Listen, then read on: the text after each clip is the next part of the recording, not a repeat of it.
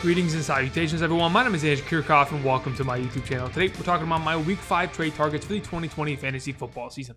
On today's episode, we're going to be talking about players, the running back, wide receiver, tight end, and quarterback positions that I think you should be trading for as of this week. Players that you should be buying low on because, yes, they may have had shaky beginnings to the 2020 season, but as their season progresses and the weeks go on, I guarantee you they're going to pay dividends down the line, as these are players that prior to the season even beginning and even last year proved themselves and could potentially once again get back on the horse, get out of this first month, get out of September, and potentially for the next 3 months of the fantasy football season, deliver incredible performances that are going to help you capture a 2020 fantasy football championship. Now, before we begin today's video, I want to thank you guys for the incredible support. This is a video that many of you guys in the comment section were asking for, so I thought after we've completed 4 weeks of the 2020 season, we could definitely get my thought process on the matter. So I do appreciate you guys down below suggesting ideas for different videos. I really do appreciate it. For those of you who have not yet already, make sure you click that subscribe button. Again, while you're down there, you can find timestamps down in the description. We're going to be creating fantasy football content here for the entirety of the 2020 season. Outside of that, make sure you click that like button, and we'll go ahead and we'll start off with the running back buy low targets as of right now. So these are players that, in my opinion, even though they have been performing well enough, many fantasy owners may be looking to try to sell. I want to go and try to buy these players because the upcoming season and schedule for them potentially and their performances, their opportunity, are on the right side of the equation. All right, to begin, we're going to go with our number one, Jonathan Taylor. Now, as of right now, Jonathan Taylor in a half PPR scoring format is the number 16 overall back. But in the past 2 weeks, he hasn't put up incredible performances. He hasn't put up performances that fantasy owners are, guaranteeing wins with. He put up a 12.7 point performance and an 8.4 point performance this past week. Now, many fantasy owners may be confident with his potential going forward, but for those who are potentially afraid of Jonathan Taylor going forward, you need to go to them and potentially offer something that get Jonathan Taylor in exchange. Now, to kind of give you some perspective, of course, Marlon Mack going down with the injury, the Achilles injury that ended the season in week 1, has definitely given Jonathan Taylor this value going forward. I mean, in the last 3 weeks, he's had a total of 60 touches. That's 20 touches per game. And yes, his fantasy production hasn't been there on a consistent enough level, but it is getting there. Again, he's a rookie. They haven't had a preseason. He's finally finding his footing. On top of that, their upcoming schedule, the Indianapolis Colts have one of the easiest schedules this upcoming season after they get past a couple games here. Now, play in Cleveland this week, which is the 22nd worst defense against the run, isn't really a big deal. But in the coming weeks, they get Cincinnati, Detroit, Baltimore is going to be a tougher matchup, but then you get Tennessee, which is one of the worst defenses in terms of stopping the run, Green Bay, which is the third worst defense in terms of giving up points to opposing running back, Houston twice, which give up the fourth most points to opposing running backs, and Las Vegas once.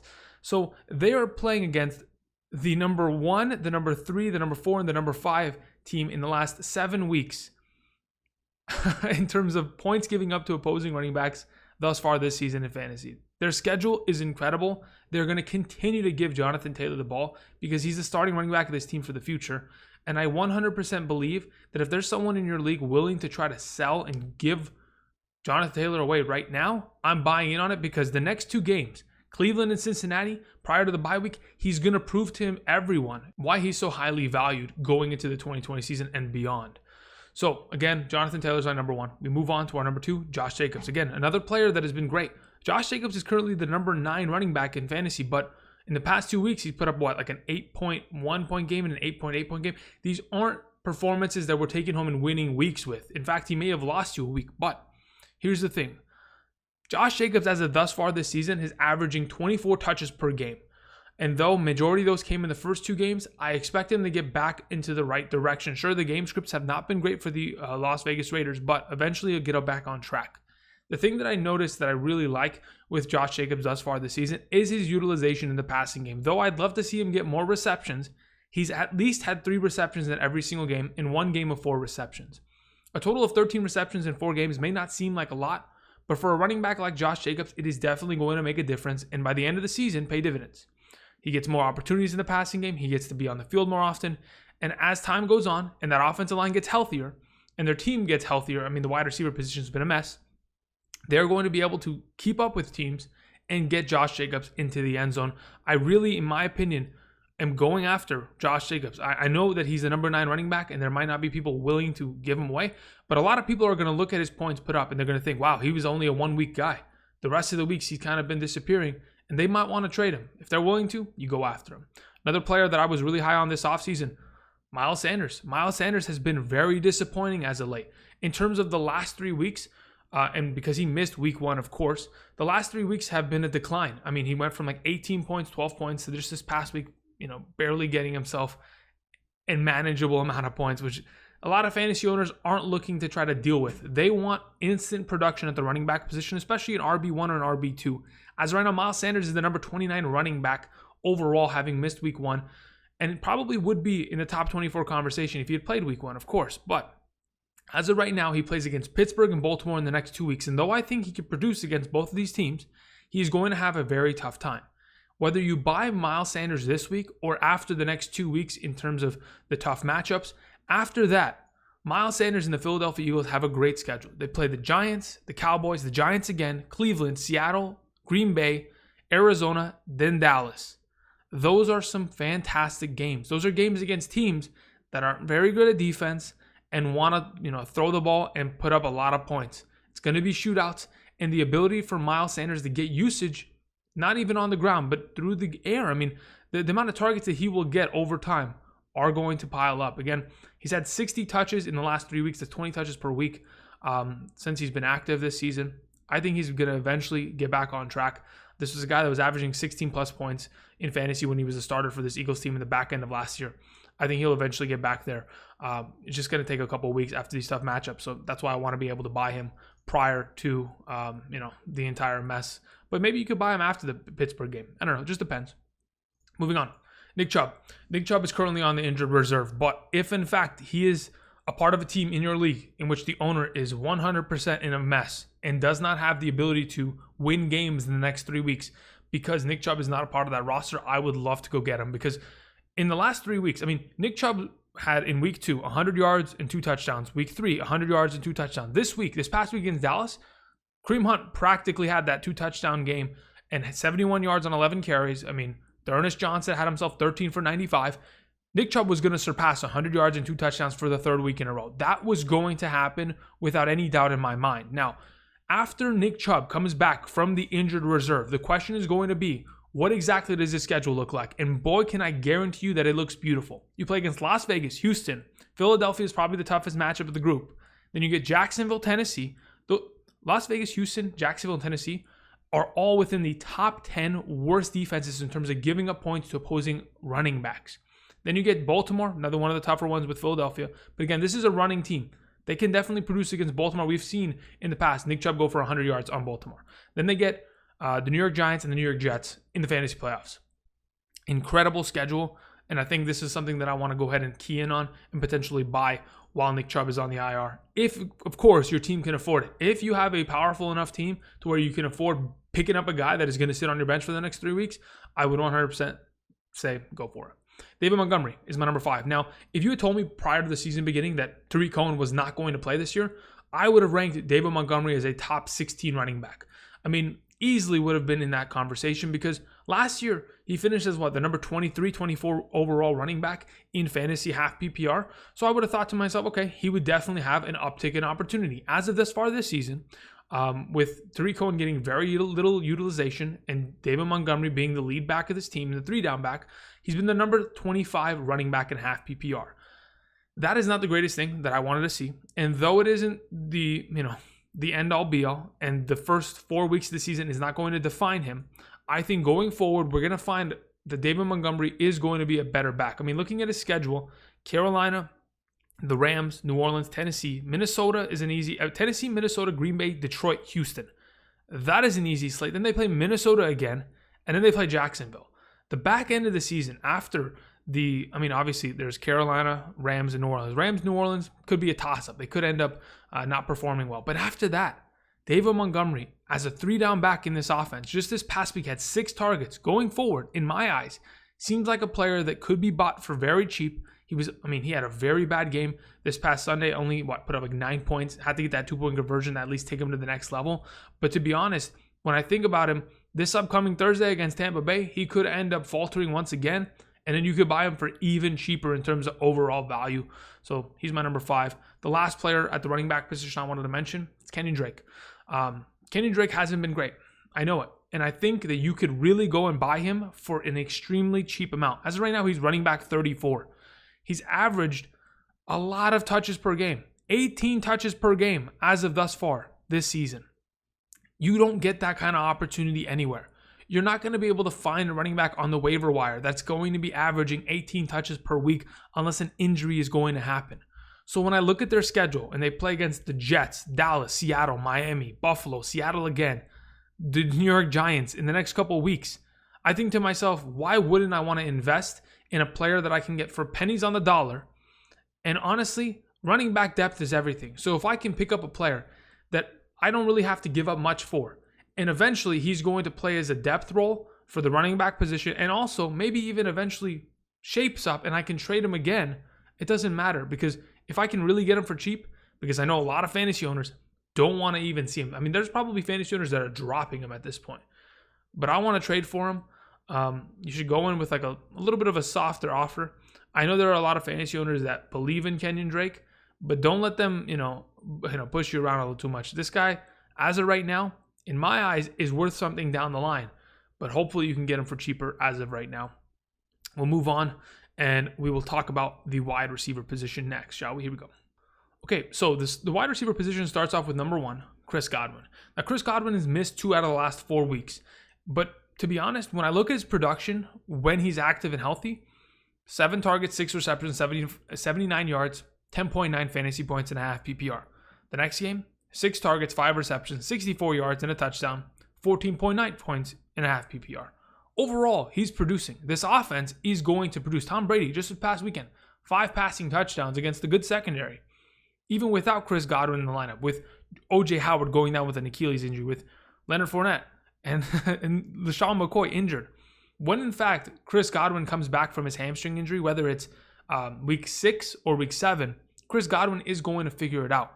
Again, he was the number 2 wide receiver in fantasy last season with Jameis Winston, and he's the slot receiver of this Tampa Bay Buccaneers offense. When he's healthy, he is going to be Brady's number 1 target. And I know Mike Evans has looked good, and Mike Evans has gotten a lot of the red zone work, but I can guarantee you, when teams are double covering Mike Evans, Chris Godwin is going to find so much value down the line this season. Just looking at their upcoming schedule in terms of games after this Tampa Bay Thursday night game. They get the Green Bay Packers, Las Vegas, the New York Giants, New Orleans, which they can get a revenge game, Carolina, the Rams, the Chiefs, Minnesota, Atlanta, Detroit. These are games that they can easily win and throw the ball on these teams. I'm extremely excited about the potential of Chris Godwin. I know teams in your league probably drafted him in the 2nd or 3rd round, but if you can go ahead and get Chris Godwin, he's a guy that, in my opinion, you could potentially buy low, considering he's going to miss another week. If there's a team struggling to find, help at the wide receiver position, running back position, you could potentially fulfill that need and get Chris Godwin in exchange. Moving on to our next wide receiver, we have ourselves Keenan Allen. So Keenan Allen, as of this moment in time, is the number 16 wide receiver and a half PPR. With Austin Eckler going down, there are going to be more targets and more opportunities for receivers in this offense. And I think Keenan Allen, as of right now, being the number 1 receiver in this offense and the number 2 receiver in terms of targets in the National Football League, his value continues to rise. With Justin Herbert at quarterback, Keenan Allen has had 10, 19, and 12 targets in the last 3 games. That is absolutely incredible, and that's just going to continue to rise as they get more of a relationship going and their timing begins to at least perfect itself. This is one of the top tier wide receivers in the National Football League, and as Herbert continues to gain his confidence, they're going to be a 1-2 combo that a lot of teams don't really want to mess with. So going forward, if you can grab Keenan Allen, I know he had a little bit of a rough week this past week, but the opportunity is there. Grab him if you possibly can, because going forward could be another great wide receiver for the rest of the season. We have ourselves A.J. Brown as number 3. So A.J. Brown is a little different. The fact that he's missed the last 3 games, a lot of fantasy owners have had him in the IR spot, but they've really been struggling to potentially have a wide receiver on roster that has been consistent. And I personally want to go ahead and grab A.J. Brown because once he returns, they don't have another bye week. And A.J. Brown is going to continue to be the number one receiving option of this offense. The way that this offense has functioned and the amount of opportunities that Corey Davis has had and acted upon has been fantastic. But those opportunities are going to go in the direction of A.J. Brown. Let's not forget, in the last 6 games of the 2019 season, A.J. Brown was averaging 19.2 fantasy points per game. So again, with Ryan Tannehill, this offense not having a bye week rest of the way, and to be honest, him potentially being fully healthy, ready to go after this bone bruise, it's not like it's a ACL or an MCL. We're not really worried about that. The bone bruise, he'll be fine. It's a pain tolerance thing. And going forward, A.J. Brown should be a player that, if you can go ahead and get on roster, is going to have a pretty big impact going forward. Jamison Crowder is the number 4 option here again. This upcoming week, Joe Flacco will be the starting quarterback of the New York Jets. With that being said, just look at the opportunities that Jamison Crowder has gotten when he's been active this season. Now, he's only played 2 games, but in the other 2 games, he's had 23 total targets, 14 receptions. He surpassed 104 receiving yards in each of those 2 games, and in one of them had a receiving touchdown. He's the number 42 wide receiver right now, but he is the only wide receiver and only valuable receiving option or fantasy option in general for the New York Jets, and I want that. Even with, potential of Joe Flacco playing this week, I don't really care. If anything, if that brings Jamison Crowder down in value going forward, perfect. I'll take it, because Sam Darnold will be back.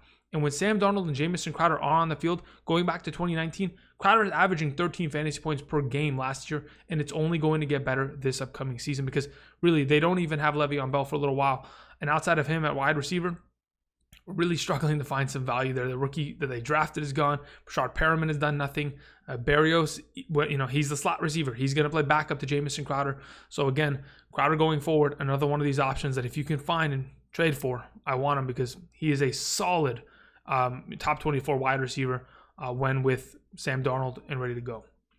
Number 5 is Darius Slayton. Now, a lot of people may be questioning my thought process on Darius Slayton. He's the number 25 wide receiver, and that's mainly because of the performance that he had in week 1 against the Pittsburgh Steelers. Now, outside of that performance, he hasn't been great. He's been a 6-point guy that has not really been putting it together. But yet, that being said, he's the number 1 wide receiver of the New York Giants. And when I look at their upcoming schedule, Dallas, Washington, Philadelphia, Tampa Bay, Washington, Philadelphia, Cincinnati, Seattle, Arizona, Cleveland, Baltimore.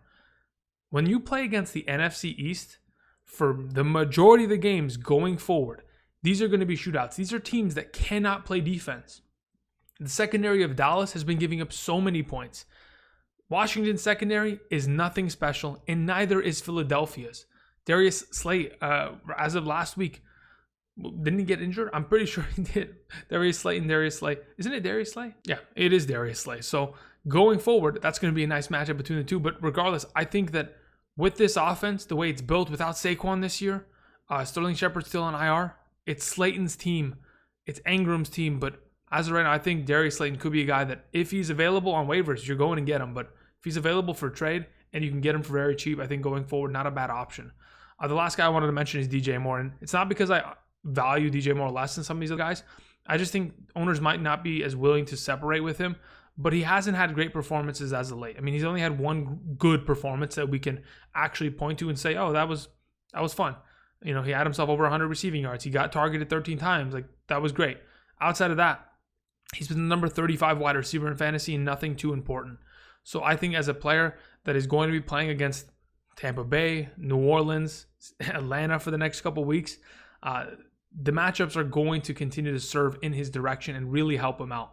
I think Teddy Bridgewater is eventually going to look in his direction a little bit more.